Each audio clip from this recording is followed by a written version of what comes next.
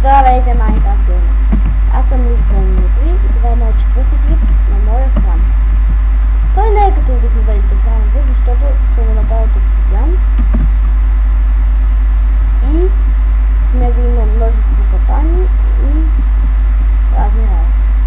Накрая съм сложил един сундук, пълен с скъпоценности и в сървъра, който ще направите, там вътре някой, който е на survival mode, може да му кажете, че има такова нещо и той да се пробва да отиде там. Първото изпитание е стаята с вода, вътре е пълно с вода и трябва